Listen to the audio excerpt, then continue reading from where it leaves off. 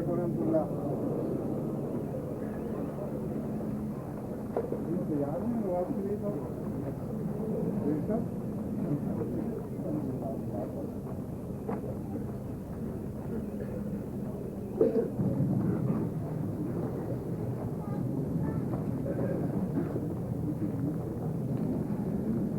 अस्सलाम वालेकुम रहमतुल्लाहि व बरकातुहू।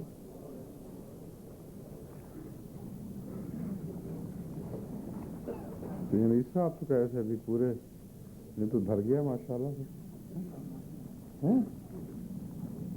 हो गई तसल्ली, आप तसल्ली हो गई आपकी? अच्छा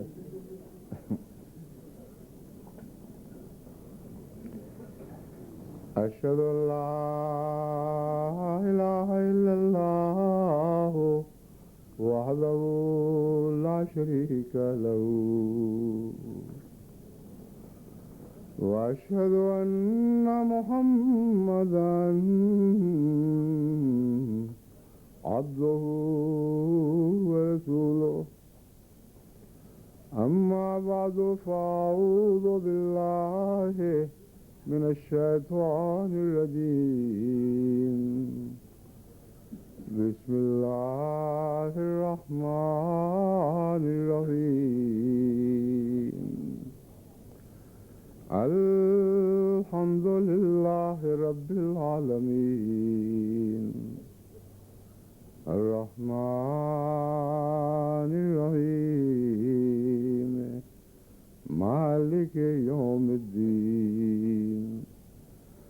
इय्याका नअबुदु व इय्याका नस्तईन।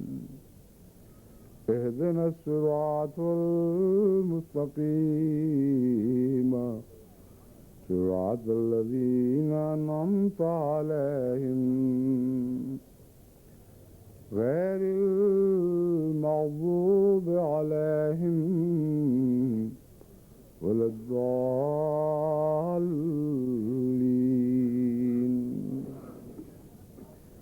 वलिकुल्लि उम्मतिन जअलना मनसकन लियज़कुरु इस्मल्लाहि अला मा रज़क़हुम मिन बहीमतिल अनआम। फ़इलाहुकुम इलाहुन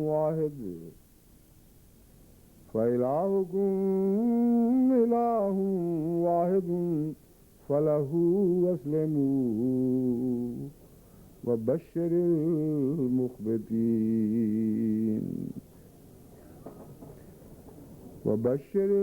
मुख़्बितीन अल्लज़ीना इज़ा ज़ुकिरल्लाहु वजलत क़ुलूबुहुम वस्साबिरीना अला मा असाबहुम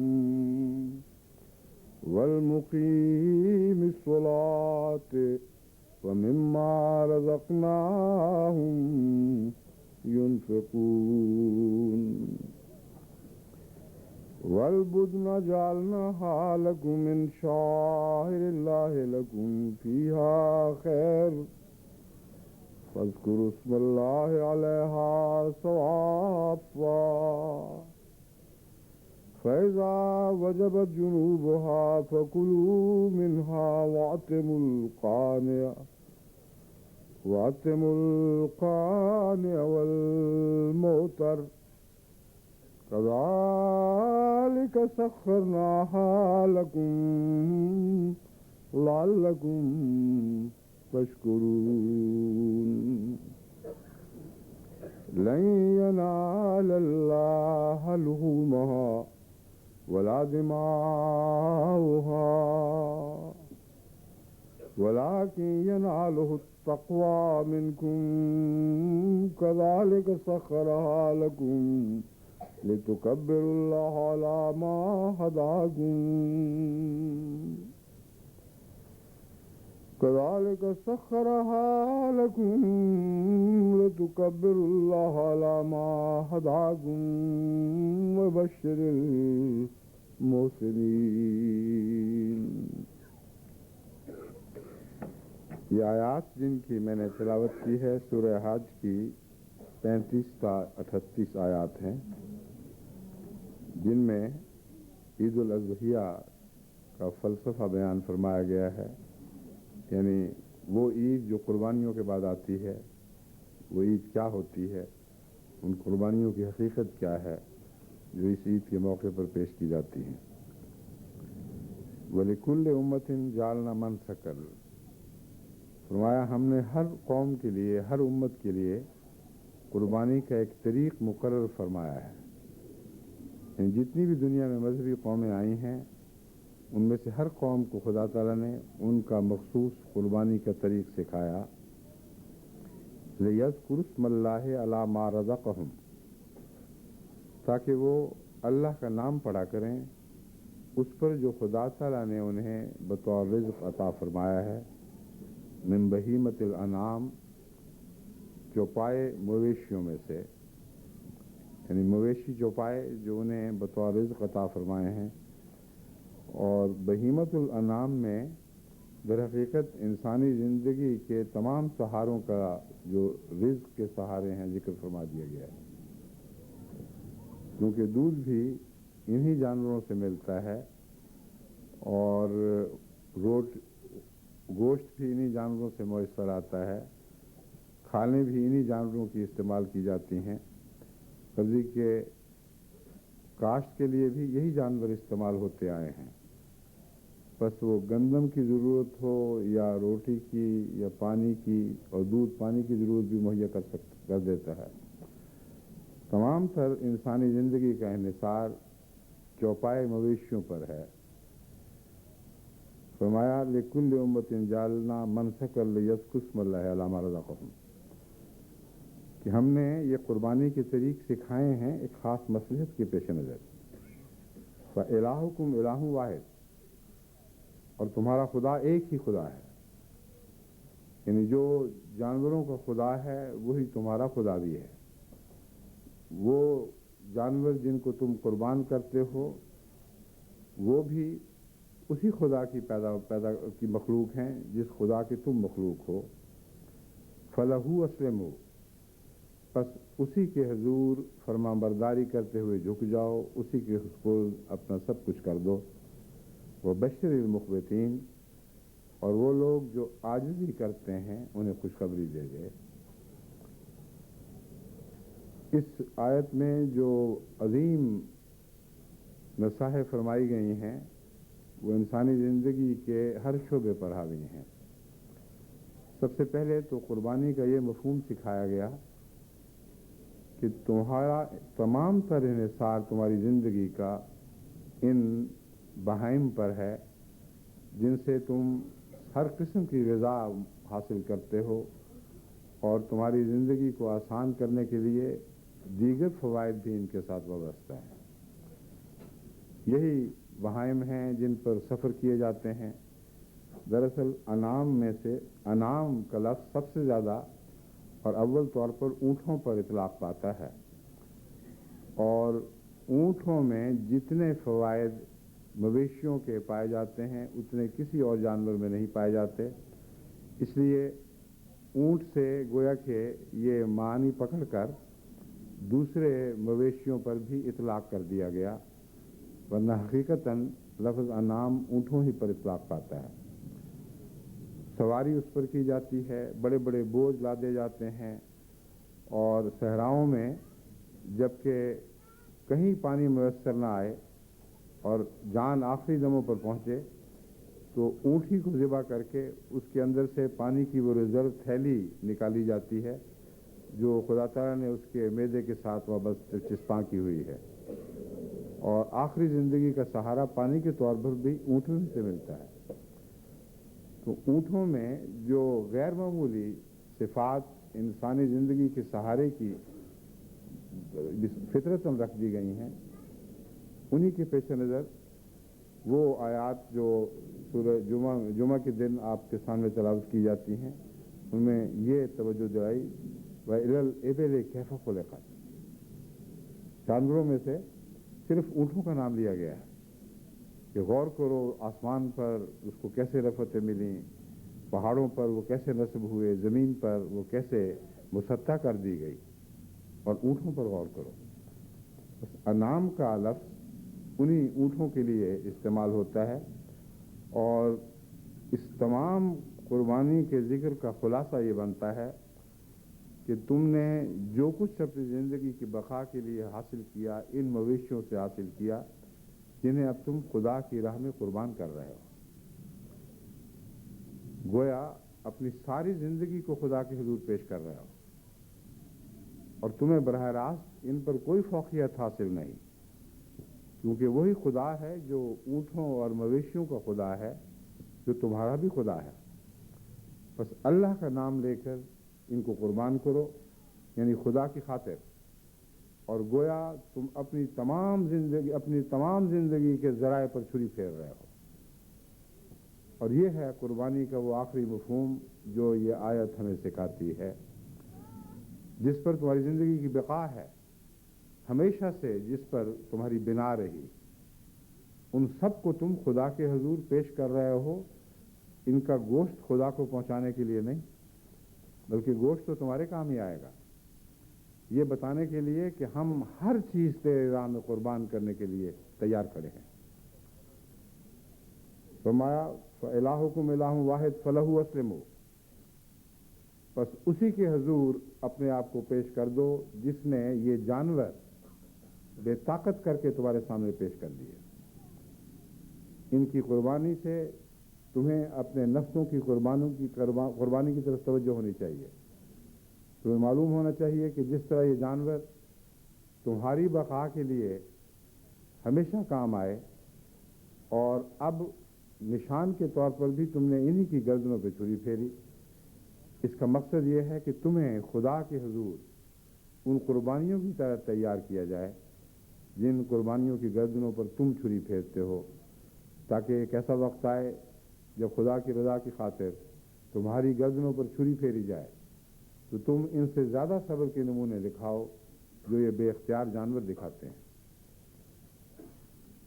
فبشر المخبتین، بس دیکھیں مخبتین کا ذکر فرمایا ہے اس قربانی کے بعد، جو جانوروں پر اتنا غیر معمولی تسلط رکھتا ہے کہ ان کی گردنوں پر چھری پھیرتا ہے اور وہ کچھ نہیں کر سکتے. فرمایا اس سے تم عاجزی کے گر سیکھو، تمہیں بھی اسی طرح خدا کے حضور رہنا ہوگا، اپنا سب کچھ خدا کے حضور پیش کرتے ہوئے تکبر سے کلیتاً پاک ہو کر اس کے حضور اپنی گردنیں رکھ دو گے تو اسی میں خدا کی رضا ہے. وبشر المخبتین، بس عاجزی کرنے والوں کو خوشخبری دے دے. اب اس مضمون کو دیکھیں کس طرح قربانی کی طرف پھیر دیا گیا، یعنی جانوروں کی قربانی کے مضمون کو انسانی قربانی کی طرف کس طرح پھیرا گیا. الذین اذا ذکر اللہ وجلت قلوبہم،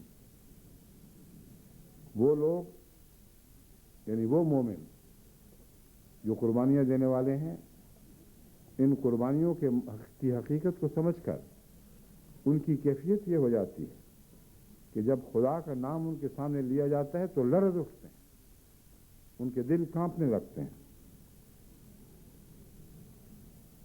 والصابرین علی ما اصابہم، اور جو کچھ بھی خدا کی راہ میں ان کو تکلیفیں پہنچتی ہیں اس پر صبر کرتے ہیں، کیونکہ وہ دیکھ چکے ہیں کہ ہم سے ادنا مخلوق نے ہماری خاطر اپنا سب کچھ قربان کیا، اور وہ خدا ہی تھا جس نے ان کو ہماری خاطر پیدا کیا اور ہمیں حق عطا فرمایا کہ ہم اس کا نام لے کر اس سے اجازت حاصل کرتے ہوئے ان کو قربان کر دیں.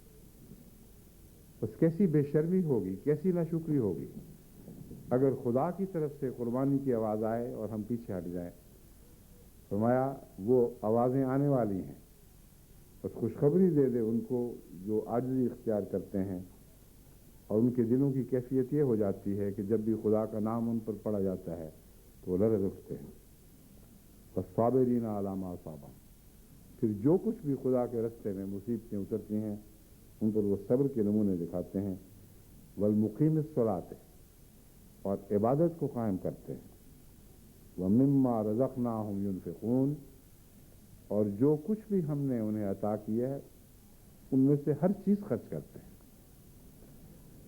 اب جانوروں کی قربانی میں جو کچھ خدا نے ان کو عطا کیا تھا وہ سب کچھ ہم نے ان سے لے لیا، ہر چیز اپنی بقا پر خرچ کی، ان کے دودھ سے ان کے بچوں کو کسی حد تک محروم کیا اور اپنے لیے اور اپنے بچوں کے لیے استعمال کیا، ان کی کھالیں ان کے بدنوں سے نوچ لیں اور اپنے خیمے بنائے اور اپنے لباس بنائے، ان کی پیٹھوں پر ہم سوار ہوئے، ان کے گوشت سے ہم نے غذا اور زندگی کا سہارا پایا۔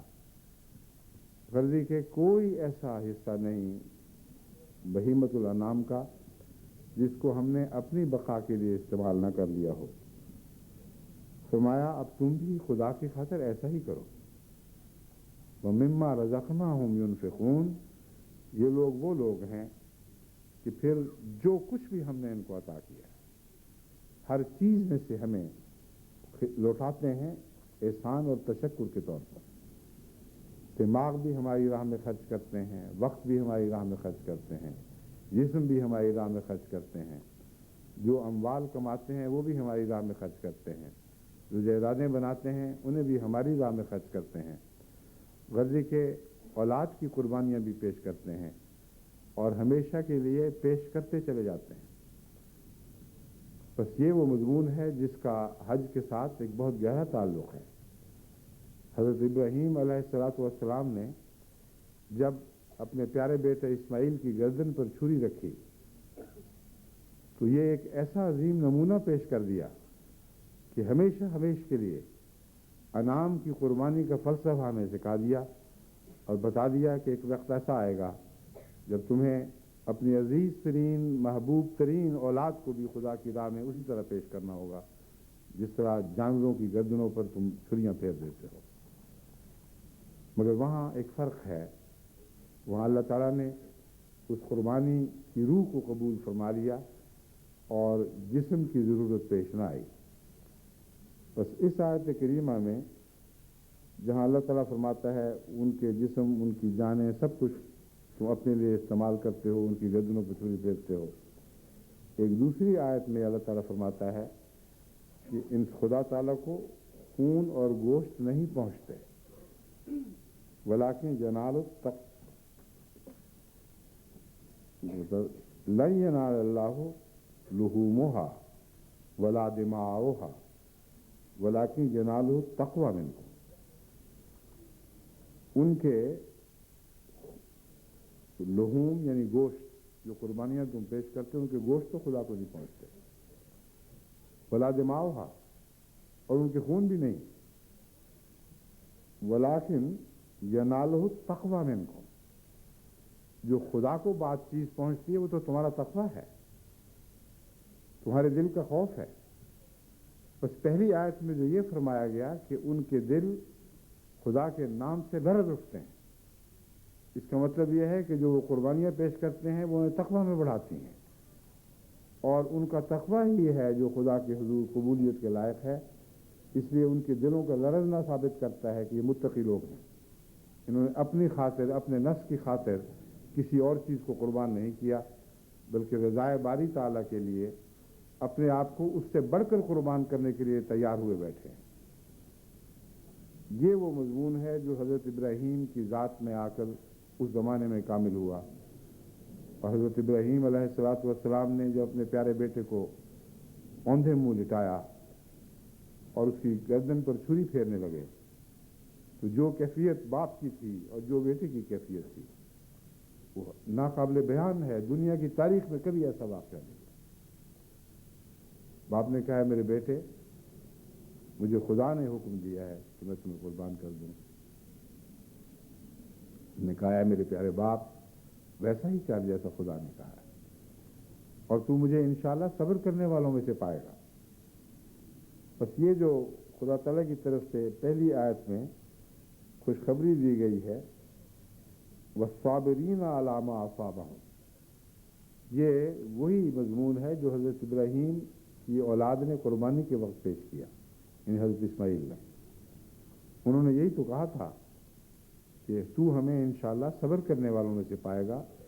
بس خدا کی راہ میں قربانی کا مضمون صبر سے ایک ایسا گہرا تعلق رکھتا ہے کہ اگر صبر نہ ہو تو اسی حد تک قربانی ضائع ہو جائے گی۔ اگر حضرت اسماعیل کامل وفا کے ساتھ پوری طرح سر تسلیم خم کرتے ہوئے یہ نہ کہتے کہ تو مجھے صبر کرنے والوں میں سے پائے گا، تو قربانی کا یہ مفہوم اس دن مر جاتا اور پھر دنیا آگے قربانیوں کی حقیقت کو دیکھنے سے محروم رہ جاتی کہ وہ صبر کا مضمون ہے جو پھر آگے جاری ہوا ہے، جو امت محمدیہ صلی اللہ علیہ وآلہ وسلم اس شان سے جاری ہوا ہے کہ اس کی پہلے کوئی نظیر دکھائی نہیں دیتی۔ فرق صرف یہ تھا کہ ابراہیم علیہ الصلوۃ والسلام کے دل پر نگاہ فرماتے ہوئے اپنے ہاتھ سے آپ کو بیٹے کو ذبح کرنے کی اذیت سے نجات بخشی گئی، لیکن یہ بھی بتا دیا گیا کہ خدا کی راہ میں ایسی اولادیں آنے والی ہیں جو از خود اپنے شوق سے اپنی گردنیں خدا کے حضور پیش کریں گے۔ باپ تو ان کو ذبح نہیں کریں گے، مگر دوسرے ہوں گے جو ان گردنوں پر چھریاں پھیریں گے، اور وہ اسماعیل کی دعا کہ تو مجھے صابر پائے گا، اسماعیل کے فرزند یعنی روحانی فرزند حضرت محمد مصطفیٰ صلی اللہ علیہ وآلہ وسلم، جو ایک پہلو سے فرزند تھے اور ایک پہلو سے باپ سے بھی بڑھ کر درجہ رکھتے تھے، یعنی خاتم النبیین تھے۔ آپ کے اور آپ کی قوم کے اندر خدا تعالیٰ نے پھر اس خون کی قربانی کو جاری بھی کر دینا تھا، بس وقتی طور پر توقف فرمایا گیا، یعنی یہ بتا دیا گیا کہ اگر تم چاہو تو اپنی اولاد کو خدا کی راہ میں قربان کر سکتے ہو، تمہیں اختیار ہے، مگر شرط یہ ہے کہ اولاد بھی راضی ہو اور پوری طرح اس پر تمہارے ساتھ تیار ہو، اور شرط یہ ہے کہ اولاد میں صبر کا مادہ ہو، کیونکہ خدا کی راہ میں قربانیاں بعض دفعہ غیر معمولی صبر کا تقاضا کرتی ہیں، خصوصاً وقف زندگی کی وہ قربانی جو عمر بھر کے لیے ہو، اس میں غیر معمولی صبر کی ضرورت پیش آتی ہے، یا جان کی وہ قربانیاں جن کا سلسلہ ختم ہونے میں نہ آئے، مسلسل دی جاتی رہیں سال بسال، اسی طرح ظالموں کی گردن چھریاں معصوموں اور مظلوموں کی گردنوں پہ چلتی رہیں، تو اس میں بھی ایک صبر کا لمبا زمانہ آ جاتا ہے۔ بظاہر تو وہ جو شہید ہو گیا اس کا دکھ اس شہادت کے ساتھ ہی اس دنیا میں ختم ہوا، مگر امر واقعہ یہ ہے کہ مومنوں کی جماعت ایسی ہوتی ہے کہ ان میں سے کسی ایک کی گردن پر چھری پھرے تو وہ چھری ہر گردن پر پھیری جاتی ہے۔ ایک اذیت دنیا کے کسی ملک میں کسی مومن کو خدا کی راہ میں پہنچائی جاتی ہے تو سارے عالم میں تمام مومنوں کے بدن اسی طرح لرزہ بر اندام ہو جاتے ہیں، اسی طرح ان کے دل اس کے دکھ سے بھر جاتے ہیں۔ بس یہ کہہ دینا کہ وہ قربانیاں جو حضرت رسول اکرم صلی اللہ علیہ وآلہ وسلم کے زمانے میں جان کی قربانی کے طور پر پیش کی گئیں وہ نسبتاً آسان تھیں، یہ درست نہیں ہے۔ اگر ایک ایسی سوسائٹی ہوتی جس کا باہمی تعلق نہ ہوتا تو پھر کہا جا سکتا تھا کہ ابراہیم کے بیٹے اسماعیل کی قربانی زیادہ فضیلت رکھتی تھی، کیونکہ اس نے ہمیشہ کے لیے ایک لک و دق صحرا میں اپنے آپ کو خدا کے حضور حاضر کیے رکھا۔ لیکن واقعہ یہ ہے، اور یہی حقیقت ہے جس پر سے یہ آیات پردے اٹھا رہی ہیں، کہ حضرت محمد مصطفیٰ صلی اللہ علیہ وآلہ وسلم کے زمانے میں جن قربانیوں کا دور چلنا تھا اس میں واقعتاً خون بھی بہایا جانا تھا، اور ہمیشگی کی قربانی کی روح بھی اس میں پائی جانی تھی۔ چنانچہ حضرت اقدس محمد مصطفیٰ صلی اللہ علیہ وآلہ وسلم اپنے غلاموں کی تصویر کھینچتے ہوئے فرماتے ہیں کہ مومن کا تو یہ حال ہے کہ جیسے مومنوں کی جماعت کا یہ حال ہے جیسے ایک بدن ہو، پاؤں کی انگلی کے کنارے پر بھی کانٹا چبھے، ناخنوں میں بھی تکلیف ہو تو سارا بدن بے چین ہو جاتا ہے۔ بس وہ مومنوں کی جماعت جو اپنے بھائیوں کی تکلیف کا اس قدر احساس رکھتی ہو، کیسے ممکن ہے کہ وہ ان کی گردنوں پہ چھریاں پھیری جا رہے ہوں اور وہ امن اور امان اور چین کے ساتھ ان سے بے تعلق ہو کر اپنی زندگی بسر کریں۔ بس مومنوں کی ایک عظیم جماعت محمد رسول اللہ صلی اللہ علیہ وآلہ وسلم کے روحانی فرزندوں میں پیدا ہوئی، جس نے اسماعیل کی قربانی کو آخری نقطۂ معراج تک پہنچا دیا۔ ظاہری لحاظ سے بھی باطنی لحاظ سے بھی. واقعتاً گردنوں پہ چھریاں پھیری گئی, واقعتاً خوب خون بہائے گئے, اور تاج کا رنگ تھا تو ہی قربانی تھی, جبر نہیں تھا. بعض لوگ یہ سمجھتے نہیں کہ جب خدا کہتا ہے طعن و کرہن چلے آؤ, اور یہ جواب بتاتا ہے کہ وہ خدا کی خاص روحوں کا جواب یہ ہوتا ہے اتینا طائعین, کہ ہم طعن آتے ہیں. تو جبرن والا ذکر کہاں غائب ہو گیا؟ اگر سب نے طعن ہی حاضر ہونا تھا تو جبرن کی مضمون کو بیان کرنے کی کیا ضرورت تھی؟ دراصل یہ دونوں مضامین بیک وقت حضرت صلی اللہ علیہ وسلم کے زمانے میں اور کسی حد تک ہر نبی کے زمانے میں رونما ہوتے رہے ہیں, پہلو بہ پہلو چلتے رہے ہیں. ظالم جبرن قربانیاں لیتے ہیں اور مومن طعن قربانیاں دیتے ہیں. بس ان کے جبر ان کی قربانی کا چہرہ میلا نہیں کر سکتے. یہ نہیں کہا جا سکتا کہ مومن جب قربانی پیش کرتا ہے تو اس میں اس کی کیا خوبی تھی, دشمن نے پکڑا, گھیرا اور ذبح کر دیا, وہ تو بے اختیار تھا. اگر دشمن نے سنسار کر کے مار دیا تو اس کے پاس جائے نجات, جائے مفر تھی کہاں؟ وہ تو مجبور تھا. مگر لوگ نہیں جانتے کہ کفر کا دروازہ اس کے سامنے کھلا تھا, ارتداد کا گیٹ پوری طرح کھول کر اس کے سامنے کھڑا کر دیا گیا تھا کہ کرہن تو ہے مگر تمہاری ایک تو بھی ہے, تمہارا ایک اختیار بھی ہے. تم چاہو تو اس گیٹ سے نکل کر اپنی جان بچا لو, اپنے اموال بچا لو, اپنی عزتیں بچا لو, اپنی اولادیں بچا لو. بس وہ قربانی جو دنیا کو کرہن دکھائی دیتی ہے وہ طعن اس میں سے گزرتے ہیں, اور ہرگز کراہت کا کوئی شائبہ تک اس قربانی میں باقی نہیں رہتا. اسی لیے وہ خدا کے حضور عرض کرتے ہیں اتینا طائعین, اے خدا تو نے تو کہا تھا کرہن آؤ, مجبوراً آؤ یا خوشی سے آؤ. ہم عرض کرتے ہیں کہ ہماری اطاعت کی روح کو کوئی جبر بیرا نہیں کر سکا. ہم بھاگ سکتے تھے مگر نہیں بھاگے, ہم جبر کی راہوں سے فرار اختیار کر سکتے تھے مگر نہیں کیا. بس جن کے نزدیک جبر ہے وہ جاہل لوگ ہیں. ہم پر کوئی جبر ان معنوں میں نہیں تھا کہ ہمارے لیے نجات کی راہ نہیں تھی. ایک گندی ظالم نجات کی راہ ضرور ہمارے لیے کھلی رہی, اسے ہم نے ترک کر دیا اور قربانی کی راہوں سے اتینا طائعین کہتے ہوئے تیرے حضور حاضر ہو گئے. بس یہ وہ روح تھی جو حضرت محمد مصطفیٰ صلی اللہ علیہ وآلہ وسلم کی غلاموں میں پیدا ہوئی, جس نے اسماعیل کی قربانی کے ہر پہلو کو ایک عظیم جلوہ بنا کر پیش کیا.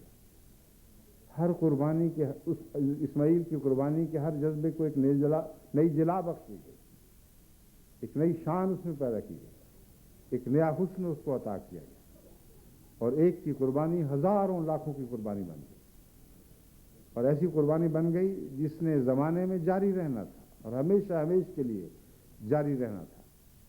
اور آج وہی دور ہے جس دور میں سے ہم گزر رہے ہیں, اور اسماعیل کی قربانیوں کو اس صورت میں جس میں محمد مصطفیٰ صلی اللہ علیہ وآلہ وسلم نے ہمیں سکھایا اور ہمیں اس کے آداب بتلائے, اس کے سلیقے سکھلائے, اس صورت میں ہم خدا کے حضور آج ان قربانیوں کو پیش کرنے کا عہد لے کر اٹھے ہیں.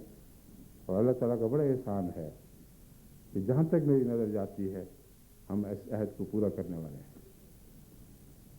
پاکستان میں دیکھو, لکھوکھا احمدیوں کے لیے دو رستے کھولے گئے تھے.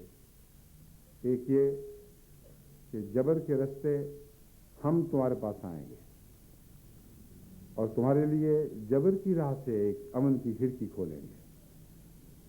ہمارے جبر سے نجات دینے والی کھڑکی بھی ہم ہی کھولنے والے ہیں, اس لیے تمہارے پاس بھاگ کر پناہ کی اور کوئی جگہ نہیں.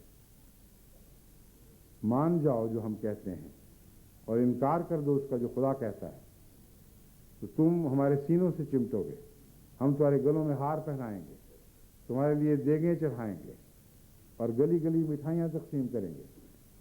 بس یہ عجیب جبر تھا کہ اس کے ساتھ بھی ایک طاعت کا مضمون شامل ہے. طعن و کرہن کا مضمون دیکھو، شیطان نے بھی سیکھا ہے مگر کیسے بھیانک رنگ میں. وہ یہ کہتا ہے کہ میری تلوار سے بچانے والا آج کوئی خدا نہیں ہے، میری ظلم کی چکی سے تمہیں نکال لینے والا کوئی ہاتھ نہیں ہے مگر میرا ہاتھ، اور میں دونوں رستے تم پر کھول رہا ہوں. تم میری طرف طعن چلے آؤ یا جبرن چلے آؤ، آنا تو ہے ہی.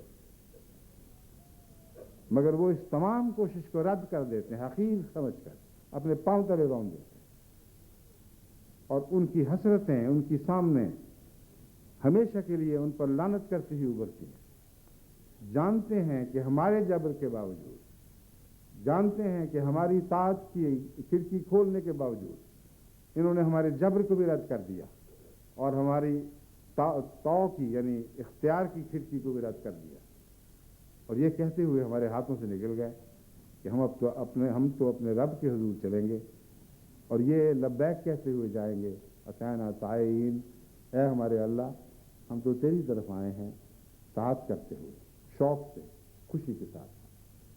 یہاں طائعین سے مراد اطاعت نہیں بلکہ از خود شوق اور ولولے سے کوئی چیز کرنا، بے اختیاری کی وجہ سے نہیں بلکہ اختیار ہوتے ہوئے ایک راہ کو اختیار کرنا، یہ مضمون ہے جو لفظ تعین نے ہمارے سامنے کھولا ہے.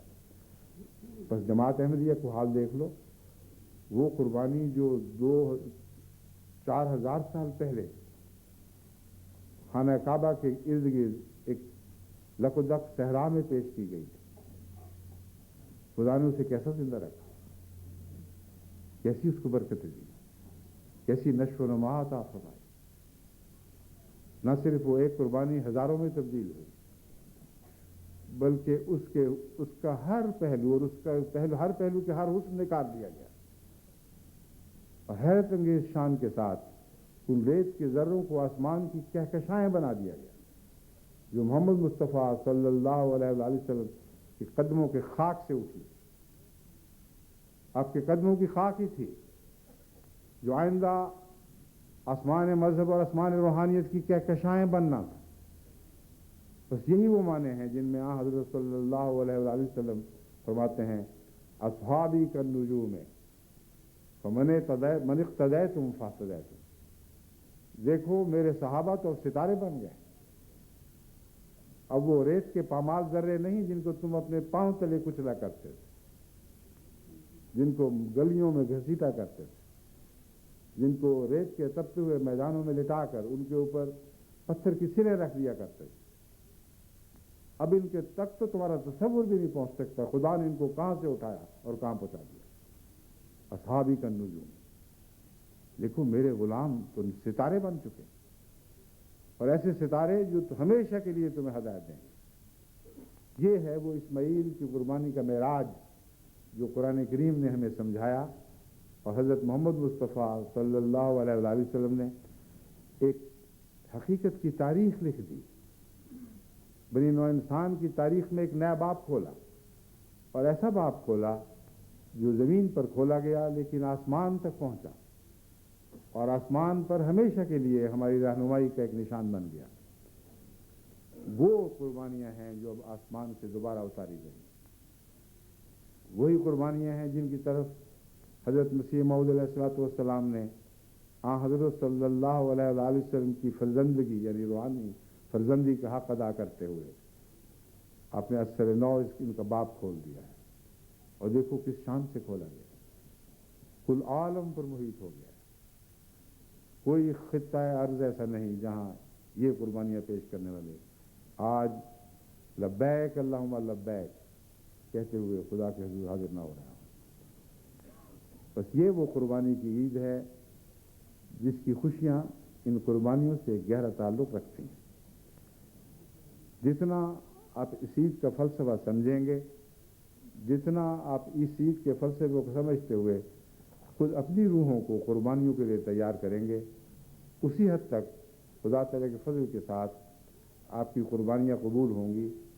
ورنہ گوشت اور خون میں تو خدا کو کوئی دلچسپی نہیں ہے. وہ تقوی ہے جو اس گوشت اور خون کے نتیجے میں دلوں میں پیدا ہوتا ہے، جو دلوں کو خدا کے ذکر سے لرزا دینے والا تقوی ہے، وہ اپنے اندر پیدا کرو، تو پھر یہ ساری قربانیاں قبول ہوں گی۔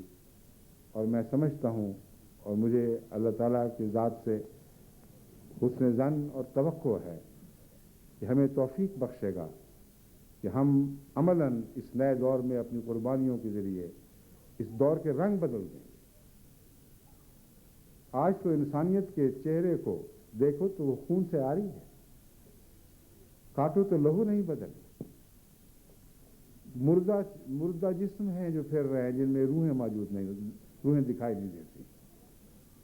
بس وہ لوگ جن کو بلڈ کینسر ہو گیا ہو ان کی چہرے دیکھو تو تمہیں آج انسانیت کے اس چہرے کی یاد آئے گی جو روحانیت سے آری اور روحانی خون سے کلیتاً خالی ہے۔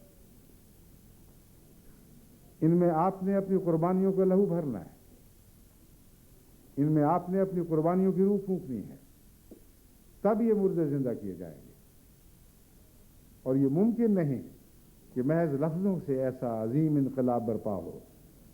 آج الحمدللہ اللہ کا جتنا بھی شکر ادا کیا جائے کم ہے کہ جماعت احمدیہ نے عالمگیر قربانیوں کے ذریعے ثابت کر دیا ہے کہ خدا کی نظر انتخاب صحیح جماعت پر پڑی تھی۔ یہ وہ جماعت ہے، اگر دنیا میں کوئی جماعت ہے تو یہی وہ جماعت ہے جو محمد مصطفیٰ صلی اللہ علیہ وآلہ وسلم کی غلامی کے انداز کو کے اعتبار کو پھر زندہ کرے گی، اور تمام دنیا کی زندگی کی یہی جماعت ہے جو اپنی توئی قربانیوں کے ذریعے ضامن بن جائے گی۔ بس اس قربانی کے فلسفے کو گہری نظر سے دیکھیں اور ہمیشہ یاد رکھیں، لن ینال اللہ لحومھا ولا دماؤھا، نہ ان کے گوشت خدا کو پہنچتے ہیں نہ پہنچیں گے، نہ ان کے خون، ولکن ینالہ التقوی منکم، ہاں تمہارا تقوی ہے جو خدا کے حضور پہنچتا ہے۔ بس خدا تعالیٰ ہمیں ہمیشہ اس تقوی پر قائم رکھے جو دراصل خدا کے حضور رفعت پانے والا ہمارے دل کا جذبہ ہے۔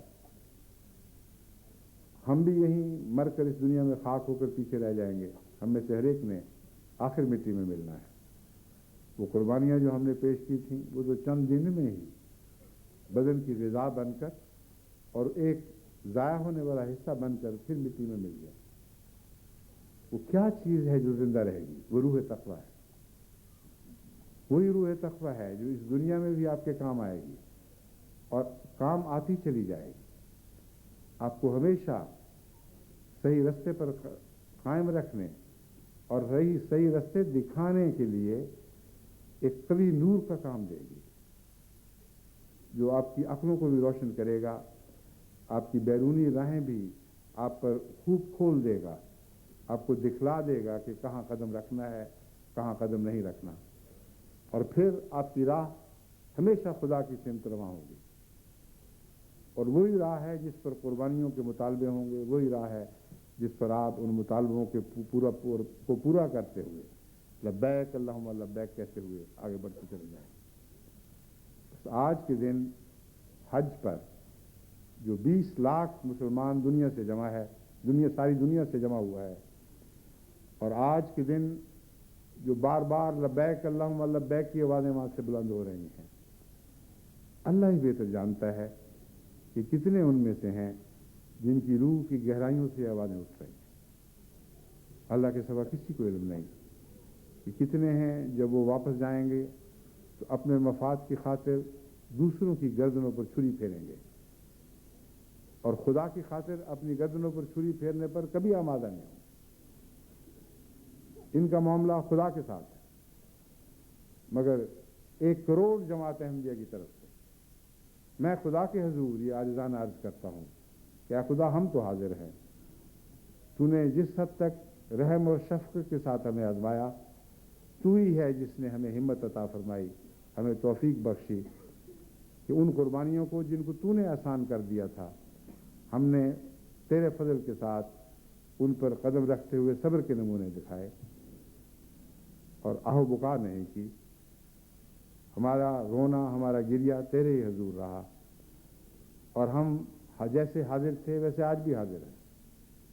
تو ہی جانتا ہے کہ قربانیوں کے کتنے دن باقی ہیں، مگر ایک دور کی ایک قربانیاں اگر ختم بھی ہو جائیں اور اگر وہ آئندہ دور پہ دوسری قربانیوں میں تبدیل نہ ہو تو یاد رکھیں پہلے دور کی قربانیاں بھی رائے گاں گئے، کیونکہ قربانیوں کا مضمون اپنے اندر یہ روح رکھتا ہے کہ وہ کبھی ختم نہ ہو۔ تو جب ہم قربانیوں کے دور کے ختم ہونے کی دعا کرتے ہیں تو ہرگز یہ مراد نہیں کہ ہمیشہ کے لیے اپنی نسلوں کو ان برکتوں سے محروم کر دینا چاہتے ہیں، جو برکتیں جن برکتوں سے ہم نے خوب حصہ پایا۔ اگر یہ برکتیں نہیں تھیں تو پھر تو لعنتیں تھیں، اگر لعنتیں تھیں تو دعا مانگیں کہ خدا ہمیشہ کے لیے آپ کو اور آپ کی نسلوں کو ان لعنتوں سے نجات بخشے۔ مگر یہ برکتیں ہیں، تب برکتیں بنتی ہیں جب آپ اطاعت کی گردن خدا کے حضور شوق سے رکھ دیں، جب اپنی پہلی نسلوں کو مخاطب ہو کر کہیں کہ ہاں ہمارے لیے قربانیوں کی دعائیں بے شک کرو، تم ضرور ہمیں انشاءاللہ صبر کرنے والے پاؤ گے۔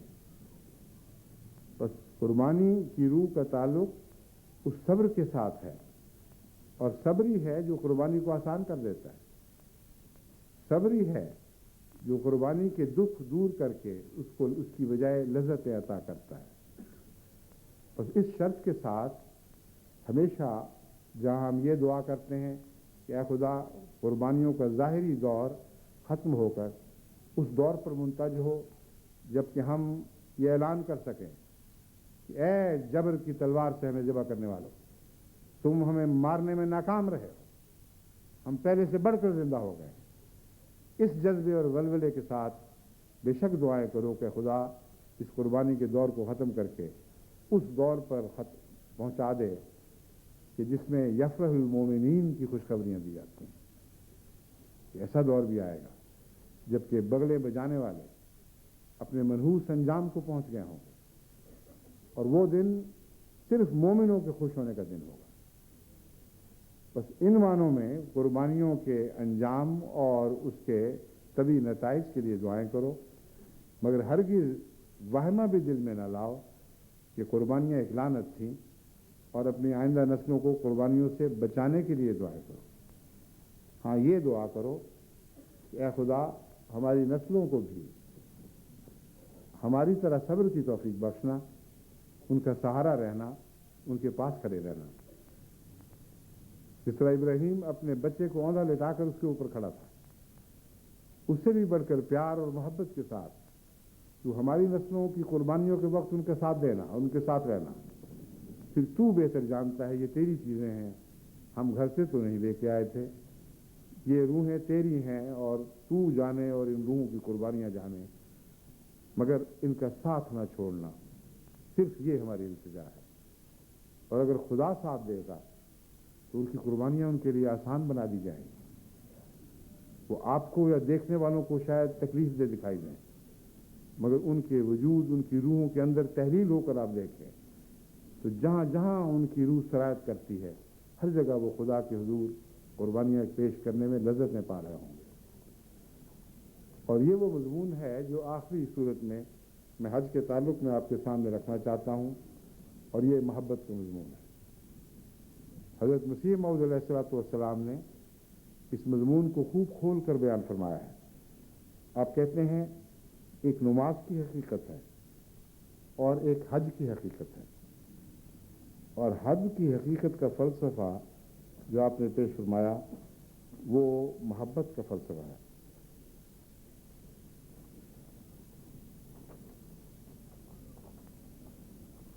چنانچہ آپ میں حوالے بہت سے ہیں، میں ایک حوالہ اس تعلق میں آپ کے سامنے رکھنا چاہتا ہوں جو اس مضمون کو خوب واضح فرما رہا ہے۔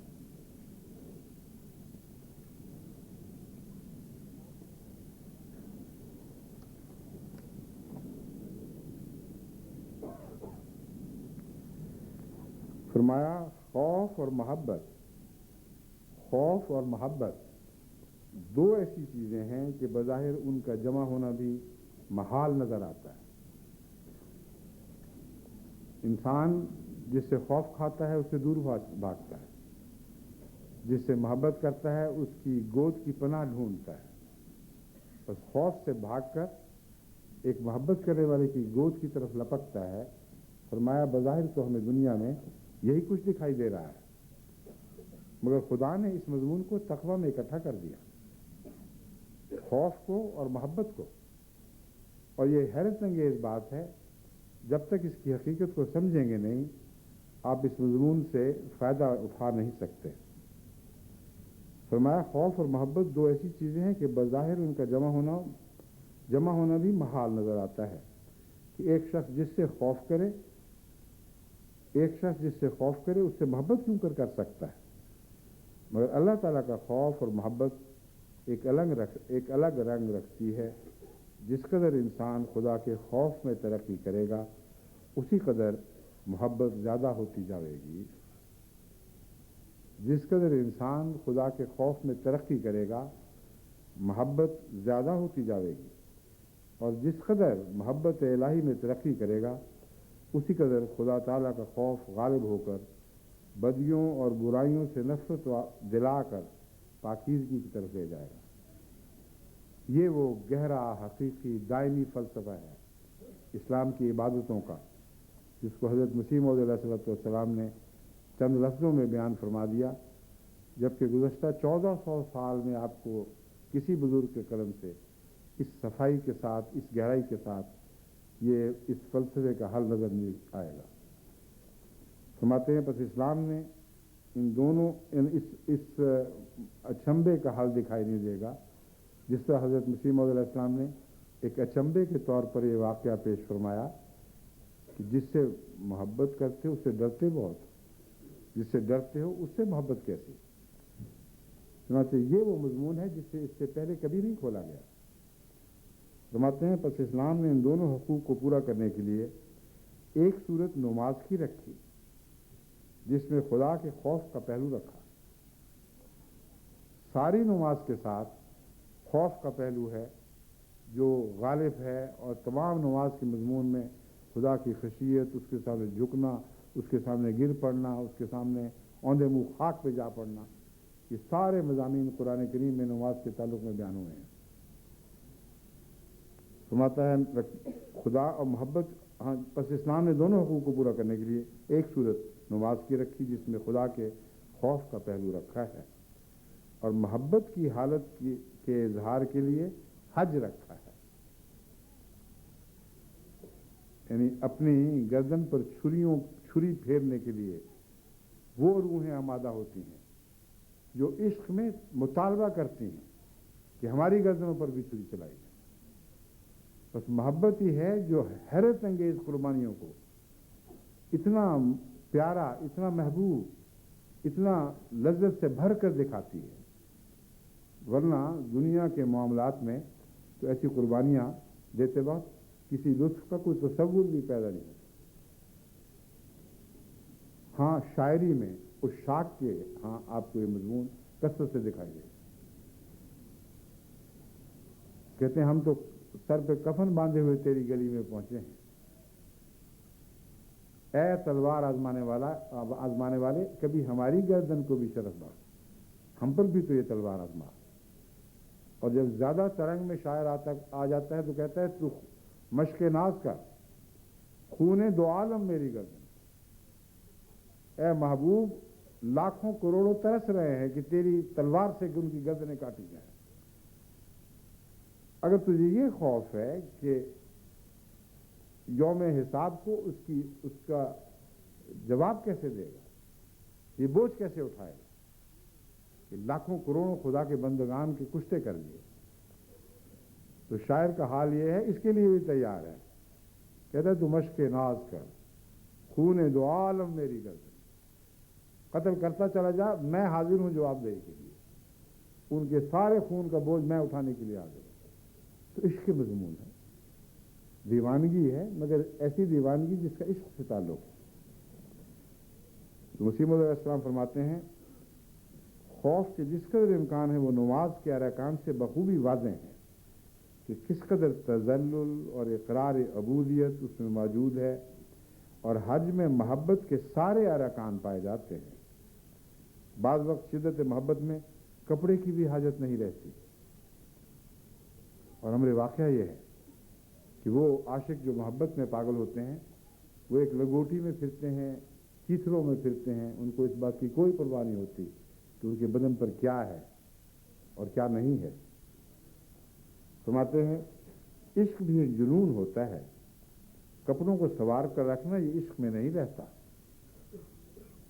معشوق سنوارتا ہے، عاشق کو ہوش ہی نہیں رہتی۔ بس کپڑوں کو سنوار کر رکھنا سے مراد عاشق کی کیفیت ہے کہ عاشق کو تو یہ ہوش ہی نہیں رہتی کہ میں سنوار کر رہوں۔ سیالکوٹ میں ایک عورت ایک درزی پر عاشق تھی، اور یہ واقعہ بھی سننے والا ہے۔ سیالکوٹ میں ایک عورت ایک درزی پر عاشق تھی، اسے بہتیرا پکڑ کر رکھتے تھے، وہ کپڑے پھاڑ کر چلی آتی تھی۔ غرض یہ نمونہ جو انتہائی محبت کے لباس میں ہوتا ہے وہ حج میں موجود ہے۔ اب اس واقعہ میں جو جان ہے وہ یہ ہے درزی پر عاشق تھی جو کپڑے بناتا تھا۔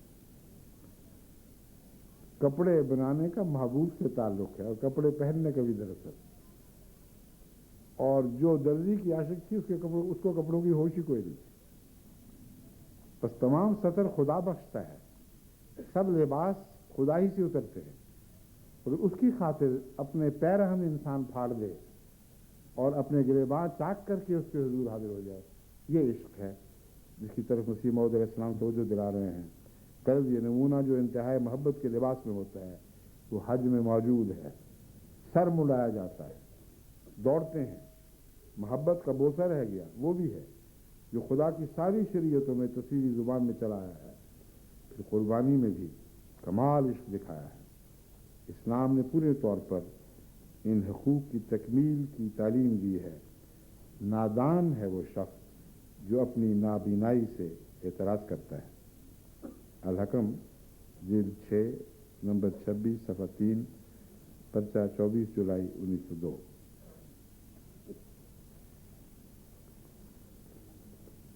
پھر حضرت مسیح موعود علیہ السلام اسی مضمون کو ایک اور رنگ میں یوں بیان فرماتے ہیں، حج سے صرف اتنا ہی مطلب نہیں کہ ایک شخص گھر سے نکلے اور سمندر چیر کر چلا جاوے اور رسمی طور پر کچھ لفظ منہ سے بول کر ایک رسم ادا کر کے چلا آوے۔ اصل بات یہ ہے کہ حج ایک اعلیٰ درجہ کی چیز ہے جو کمال سلوک کا آخری مرحلہ ہے۔ سمجھنا چاہیے کہ انسان کا اپنے نفس سے انقطاع کا یہ حق ہے کہ وہ اللہ تعالیٰ ہی کی محبت میں کھویا جاوے۔ بس یہاں بھی حضرت مسیح موعود علیہ السلام نے محبت ہی کے مضمون کو پھر اٹھایا ہے، مگر ایک اور رنگ میں کہ یہ مضمون تب ممکن ہے کہ ثابت آوے اگر اپنے نفس سے انقطاع ہو، اور یہ محبت کا عجیب نقشہ ہے کہ اپنے نفس سے انقطاع ساتھ ساتھ چلتا ہے اور جاری رہتا ہے، اور جوں یہ انقطاع بڑھتا ہے محبوب کی محبت پہلے سے زیادہ کھل کر اپنے جوہر دکھاتی ہے۔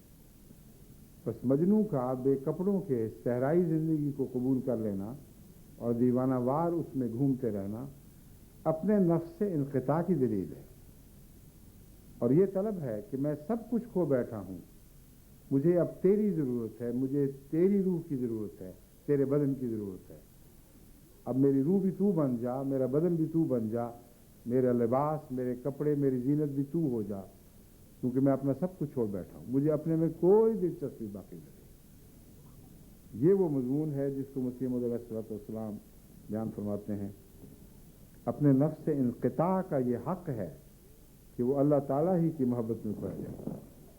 اب الفاظ دیکھیں کتنے معنی خیز، کتنے گہرے، کتنے حقیقی ہیں، کوئی شاعری نہیں۔ فرماتے ہیں اپنے سے انقطاع جو کیا ہے تو اب حق ہے تمہارا کہ خدا کی محبت میں کھو جاؤ، ورنہ بیکار جنون ہوگا۔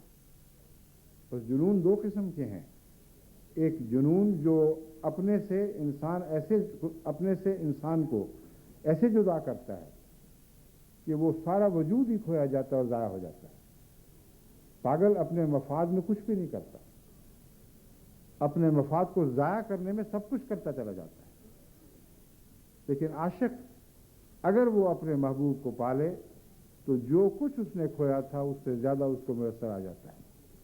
تو فرمایا تم اگر مجنون ہو، اگر اپنے نفس سے منقطع ہو گئے ہو، تو اب تمہارے نفس کا حق ہے کہ خدا کی محبت میں تم غرق کر دیے جاؤ، اور تعشق باللہ اور محبت الہی ایسی پیدا ہو جائے کہ اس کے مقابلے میں نہ اسے کسی سفر کی تکلیف ہو اور نہ جان و مال کی پرواہ ہو، نہ عزیز و اقارب سے جدائی کا فکر ہو۔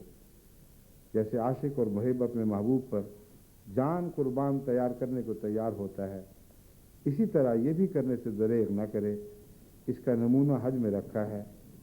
جیسے عاشق اپنے محبوب کے گرد طواف کرتا ہے، اسی طرح حج میں بھی طواف رکھا ہے۔ یہ ایک باریک نکتہ ہے، جیسا بیت اللہ ہے ایک اس سے بھی اوپر ہے، جیسا بیت اللہ ہے ایک اس سے بھی اوپر ہے۔ جب تک اس کا طواف نہ کرو یہ طواف مفید نہیں ہے۔ بس اگر تم خانہ کعبہ کی اینٹ پتھر کی عمارت کا طواف کر کے گھر کو لوٹتے ہو تو یہ طواف بے معنی ہے۔ تمہارا بدن اس خانہ کعبہ کی عمارت کی گرد گھومنا چاہیے، اور تمہاری روح خدا کے تصور میں ہمیشہ گردان رہنی چاہیے۔ بس ایک حج زمین پر ہو رہا ہو اور ایک آسمان کی رحمتوں پر ہو رہا ہو، جو خدا کی محبت میں خدا کے گرد گھوم رہا ہو۔ فرمایا یہ ہے حقیقت حج، جسے سمجھے بغیر تم حج سے کوئی فائدہ نہیں اٹھا سکتے۔ فرمایا ایک باریک نکتہ ہے، جیسا بیت اللہ ہے ایک اس سے بھی اوپر ہے۔ جب تک اس کا طواف نہ کرو یہ طواف مفید نہیں اور ثواب نہیں۔ اس کا طواف کرنے والوں کی بھی یہی حالت ہونی چاہیے جو یہاں دیکھتے ہو کہ ایک مختصر سا کپڑا رکھ لیتے ہیں۔ اب حج کا نقشہ کیسا پیارا ہے دیوانگی کا، ایک مختصر سا کپڑا رکھ لیتے ہیں، اس سے زیادہ کی حاجت نہیں۔ فرمایا اوپر کے طواف میں بھی یہی کیفیت ہے جو تمہارے عشق پر دال ہوگی، عشق کی دلیل بنے گی۔ دنیا کے کپڑے اتار کر فروتنی اور انکساری اختیار کرے، یعنی دنیا کا لباس، دنیا کی چاہتیں، دنیا کے تعلقات، ان لبادوں میں جو لپٹا ہوا ہے یہ سارے اتار کے پھینک دے اور اپنی روح کو خدا کے حضور انکساری کے ساتھ پیش کر دے۔ فروتنی اور انکساری اختیار کرے، عاشقانہ رنگ میں پھر طواف کرے۔ طواف عشق الہی کی نشانی ہے، اور اس کے معنی یہ ہیں کہ گویا مرضات اللہ ہی کے گرد طواف کرنا چاہیے اور کوئی غرض باقی نہیں۔ ملفوظات جلد 9 123 124۔ بس خدا کرے کہ ہمارا یہ حج قبول ہو کہ ہماری جسم اگر اس پاک مقدس گھر تک پہنچنے کی صلاحیت نہیں رکھتے تو اے کاش ہماری روحیں ہمیشہ خدا کی محبت میں، خدا کے تصور میں اس کے گرد طواف کرتی رہیں، اللہم لبیک اللہم لبیک کہتے ہوئے۔ زمین کی آنکھیں یہ نظارہ دیکھنے سے محروم رہیں گی، زمین کے کان ان آوازوں کو نہیں سن سکیں گے جو آپ کی روحوں سے ملأ اعلیٰ میں بلند ہو رہی ہوں گی۔ مگر خدا اس نظارے کو دیکھے گا، خدا ان آوازوں کو سنے گا، اور محبت اور پیار کی آنکھ سے ان نظاروں کو دیکھے گا، محبت اور پیار کے کانوں سے ان آوازوں کو سنے گا۔ اگر یہ ہو تو ہمارا حج ہمیشہ کے لیے قبول ہے۔ ہمیں پھر کوئی پرواہ نہیں کہ ظاہری طور پر دشمن نے ہمیں کن نعمتوں سے محروم کر رکھا ہے، مگر اگر یہ حج نہ ہو تو پھر سب کچھ ہاتھ سے گیا، پھر نہ دنیا رہی نہ آخرت رہی۔ اور یہ حج تم کرتے رہو گے تو خدا کی قسم آسمان سے زمین کی تقدیر بھی تبدیل کر دی جائے گی۔ خدا گواہ ہے کہ آج اگر 20 لاکھ مسلمان جو مسلمان تو ہیں مگر احمدیت سے تعلق نہیں رکھتے طواف بیت اللہ کر رہے ہیں اور آواز دے رہے ہیں اللہم لبیک اللہم لبیک، اللہ بہتر جانتا ہے کہ ان کی آوازوں میں کیسی صداقت ہے۔ مگر جیسا کہ میں نے آپ کے سامنے حقیقت حال حضرت مسیح موعود علیہ السلام کے الفاظ میں پیش کی ہے، اگر آپ اس حقیقت کو سمجھتے رہیں اور ہمیشہ کے لیے آپ اور آپ کی نسلیں اور ان کی روحیں ملأ اعلیٰ پر ہمیشہ اللہ کی محبت اور اس کے عشق میں طواف کرتی رہیں، تو خدا کی قسم ہے کہ وہ دن ضرور آئے گا جبکہ آسمان کا ایسے طواف پھر زمین پر بھی اتارا جائے گا. خانہ کعبہ بھی آپ کا ہوگا اور اوپر خانہ کعبہ کا اصل وہ جس کے گرد خانہ کعبہ کی تعمیر ہوئی ہے وہ بھی آپ ہی کا ہو جائے گا.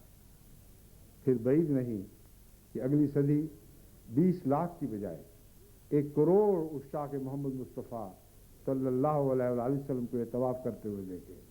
ان کے دلوں کی ہر وہ آواز ہو کہ ان کا ایک ثانی، ان کا ایک مماثل آسمان پر اللہ کے وجود کے گرد بھی طواف کر رہا ہو.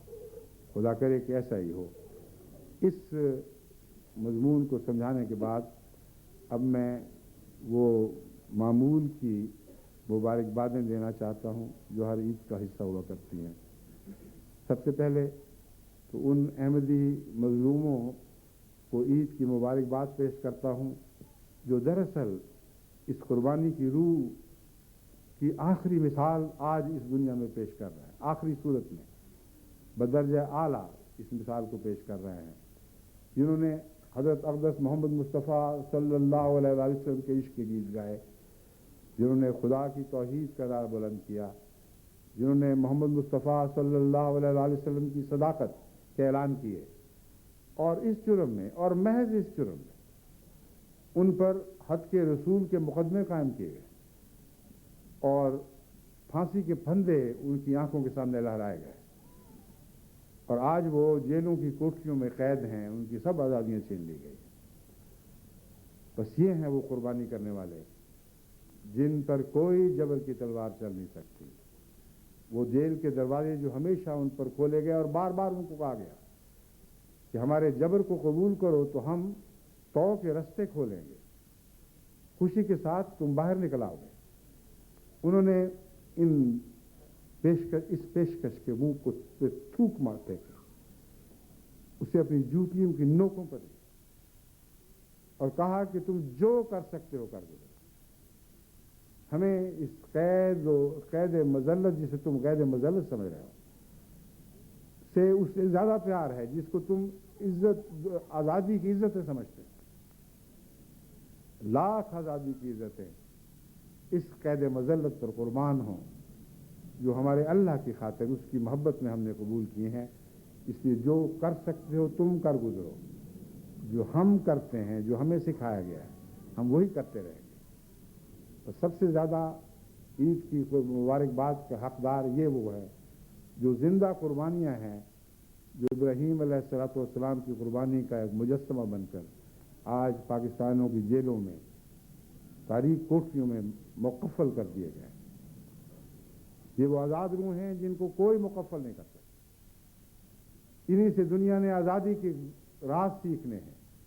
انہی کی قربانیوں کے فیض سے قیدیوں اور قیدی روحوں کو آزاد کیا جائے گا. مگر یہ دور ایسا دور ہے جس میں ہم میں سے چند نے یہ قربانیاں پیش کی اور سب کے نام روشن کر دیے. بس آپ ان کے لیے دعائیں کریں، ان پر سلام بھیجیں، ان پر ہمیشہ محبت کی نگاہیں ڈالتے ہوئے دل کی گہرائیوں سے سلامتی بھیجتے رہیں اور دعائیں کرتے رہیں ان کے لیے بھی، ان کے پیاروں کے لیے بھی جو اس عید میں ان کے وصل کی لذت سے محروم ہیں. پھر اس کے علاوہ اور بھی کثرت سے دکھی انسان ہیں جن کی خاطر یہ عید آتی ہے. امر واقعہ یہ ہے کہ اس عید کا تعلق دکھی انسانیت سے گہرا تعلق ہے جس کا ان آیات کریمہ میں ذکر موجود ہے جو میں نے آپ کے سامنے پڑھ کر سنائی تھیں. فرمایا وَأَطْعِمُوا الْقَانِعَ فَكُلُوا مِنْهَا وَأَطْعِمُوا الْقَانِعَ وَالْمُعْتَرَّ، کہ اس قربانی کے گوشت میں سے پھر خود بھی کھاؤ، کوئی حرج نہیں ہے کہ تم کھاؤ، لیکن یاد رکھنا کہ قانع اور موتر کو ضرور کھلانا، کیونکہ یہ عید تمہاری عید نہیں بن سکتی جب تک قانع اور موتر میں اس کی لذتوں میں شامل نہ کر لو. قانع کہتے ہیں ایسے غریب کو جو غربت کی انتہائی تکلیفوں کے باوجود قناعت کی چادر اوڑھے بیٹھا رہتا ہے، بے داغ سفید چادر. یہی وہ لوگ ہیں جو سفید پوش کہلانے کے مستحق ہیں، کیونکہ خدا کی خاطر انہوں نے صبر کی چادر اپنے اوپر اوڑھ رکھی ہے اور کسی کو کچھ پتہ نہیں کہ اندر وہ کس حال میں زندگی بسر کر رہا ہے. پہلے ان کا ذکر فرمایا کہ ڈھونڈو ان کو، تلاش کرو. محمد رسول اللہ تو ان کی پیشانیوں سے پہچان لیا کرتے. تم بھی تو اسی مقدس آقا کے غلام ہو، تم بھی ان کی پیشانیوں سے، ان کی علامتوں سے ان کو پہچانو اور ان کو سوال کی محتاجی سے بچاؤ. ان کے گھروں تک پہنچو اور ان کے حضور وہ قربانی کا گوشت پیش کرو جو خدا کی طرف سے ان کے لیے ایک تحفہ ہے، تمہیں اس کا ذریعہ بنایا گیا ہے. والموتا، اور ایسا شخص جو غربت سے پریشان حال ہو جائے، محض غریب نہیں بلکہ اس کا حال پراگندہ ہو کر پراگندہ حال دکھائی دینے لگے، اسے اختیار نہ رہو کہ وہ قناعت کا لباس پہن سکے، اس کی بھی فکر کرو. اس کا حال تم پر روشن ہے، تم جانتے ہو وہ کون لوگ ہیں. بس اپنی قربانیوں میں اگر ان کو شامل کرو گے تو پھر تمہاری قربانی کی عید قبول کی جائے گی، پھر حقیقت میں تمہیں اس کی خوشیاں منانے کا حق ہوگا. بس ان مجبوروں کے لیے بھی عید لے کر آئیں، یعنی عید کی خوشیاں لے کر آئیں، ان کے گھروں میں پہنچیں، ان کو عید کا گوشت تقسیم کریں اور محبت و عشق کے ساتھ خدا کی طرف سے، نہ کہ اپنی طرف سے. کہ ہمارے ممنون ہونے کی کوئی ضرورت نہیں. جس خدا نے ہمیں دیا اسی نے تمہیں بھی دیا ہے. اور جیسا کہ اس آیت کی ترتیب سے پتہ چلتا ہے، اپنے اور اپنوں کے لیے، عزیزوں کے لیے اگر آپ 1/3 رکھ لیں اور ایسے محروموں کے لیے جن کی آپ کو تلاش کرنی ہوگی، ان کا کھوج لگانا ہوگا، جو صابرین ہیں اور صبر کے اعلیٰ مقامات پر فائز ہیں، چادروں میں لپٹے ہوئے ہیں جو قناعت کی چادریں ہیں، ان کو پہچاننا ہوگا، ان تک پہنچنا ہوگا، ان کے حضور بھی محبت کے ساتھ یہ گوشت پیش کرنا ہوگا.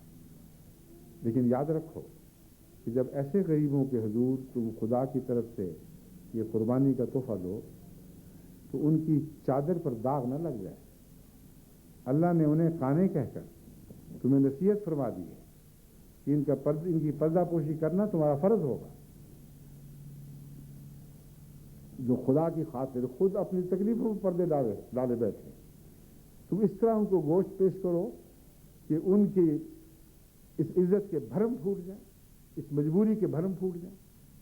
ہمارا نہیں، ہرگز نہیں. قانے کا خیال کرنا، پہلے قانے ہے، اس طریق پر اس کو پیش کرو کہ کسی کو کانوں کان خبر نہ ہو، کوئی نہ دیکھ سکے کہ کیسا ضرورت مند تھا، کن تکلیفوں پر بیٹھا ہوا قانے تھا کہ خدا نے اس کے لیے آج کے دن یہ تحفہ بھیجا ہے. پھر وہ موتر جن کی بے اختیاری تمہارے اختیاری میں نہیں، اور ان کے اختیار میں ان تکلیفوں کو چھپانا رہا ہی نہیں ہے، ان تک پہنچو.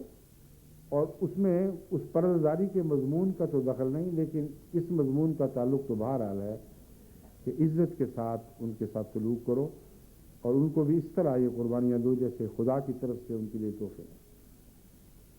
یہ کرو تو پھر ان کو اپنی دعاؤں میں بھی یاد رکھو. اور ان سب کو جن کا ذکر اس آیت کریمہ میں ملتا ہے، میں آج تمام عالمی جماعت کی طرف سے عید الاضحیٰ کی عید مبارک پیش کرتا ہوں. اللہ تعالیٰ آپ سب کے لیے یہ عید مبارک فرمائے، ہمارے لیے بھی اور آپ کے لیے بھی. اور جن جن مجبوروں تک آج کے دن کوئی گوشت نہیں پہنچا، جماعت کا فرض ہے کہ کھوج لگائیں.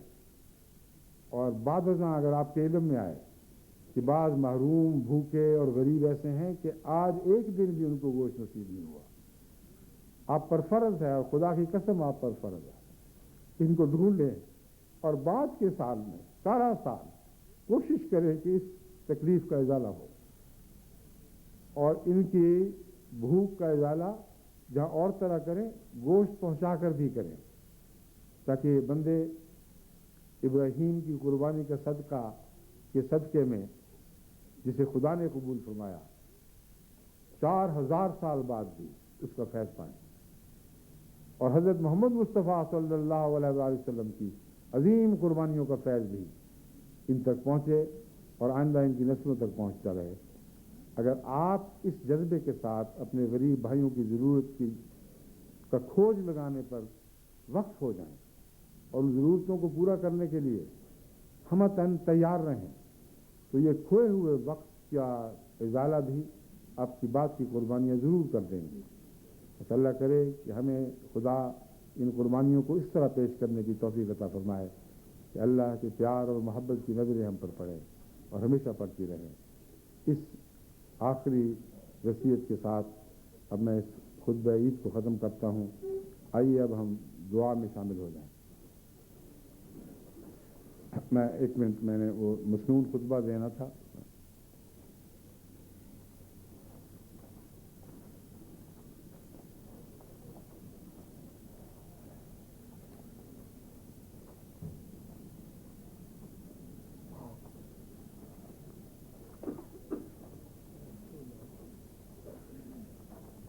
خطبے سے پہلے یہ بھی بتا دوں کہ بڑی عید جسے ہم کہتے ہیں آج کی عید، اس کے بعد مسافر نہیں ہوا کرتے، کیونکہ آپ سب نے جانا ہے اور قربانیاں پیش کرنی ہیں اور پھر باربیکیو بھی لگانے ہیں، اور اس باربیکیو میں اپنے ان ہمسایوں کو بھی یاد رکھ لیں جن کو وہ توفیق نہیں ملی.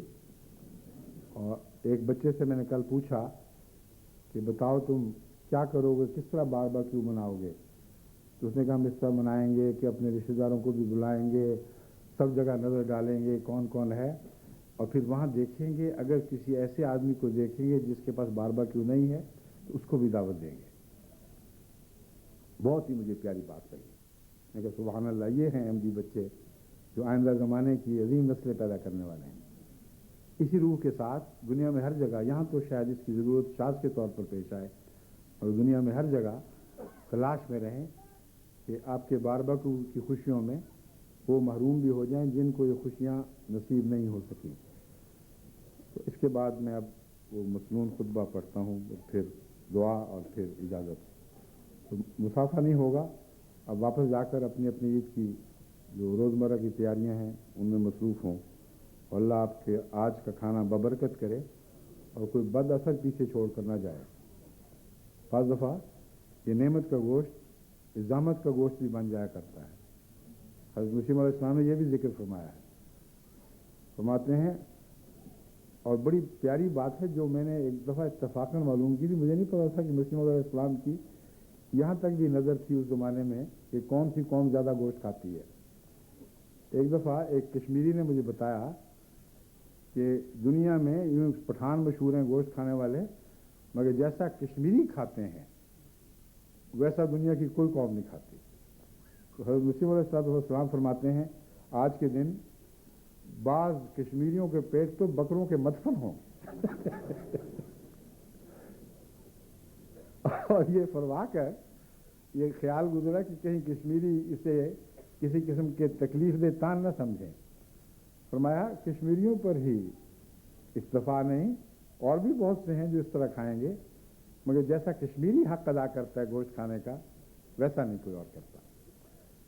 مگر حق ادا کرنے کے بعد پھر وہ اپنا حق، اپنی قیمت بھی وصول کرتا ہے. اگلے 2-3 دن پھر ہومیوپیتھک مطالبے دوائیوں کے شروع ہو جائیں گے. تو کھائیں مگر اس سلیقے سے کھائیں، کلو وشربو ولا تسرفو، مزے اڑائیں مگر اسراف نہ کرنا، ورنہ آج کا سارا مزہ بڑی تکلیف کے ساتھ قیمت دے کر آپ کے ہاتھ سے جاتا رہے گا. بہرحال یہ ضمناً ایک مشورہ تھا. اب ہم اس مضمون کو ختم کرتے ہیں. الحمدللہ نحمدہ ونستعینہ ونستغفرہ ونؤمن بہ ونتوکل علیہ ونعوذ باللہ من شرور انفسنا ومن سیئات اعمالنا. من یہدہ اللہ فلا مضل لہ ومن یضللہ فلا ہادی لہ. ونشهد أن لا إله إلا الله وحده لا شريك له ونشهد أن محمدا عبده ورسوله. عباد الله रहमकुमुल्लाह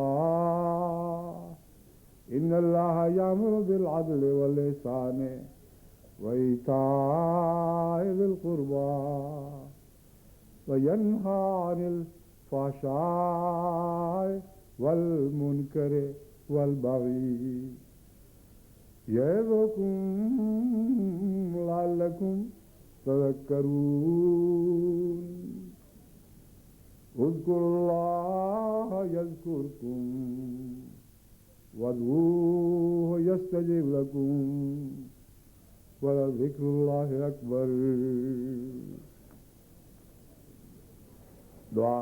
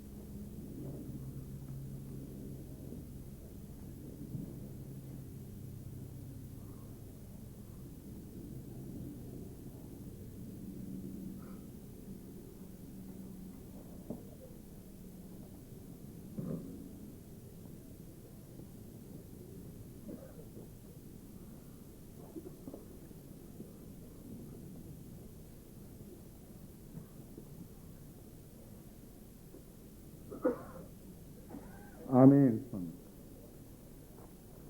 सबको अस्सलाम वालेकुम। खुसूसियत से अहले पाकिस्तान को, वैसे तो सब दुनिया की सब जमातें बहुत प्यारी हैं, मगर इस जुदाई के दौर में सबसे ज़्यादा मोहब्बत का जोश अहले पाकिस्तान के लिए उठता है जो पीछे रह गए हैं।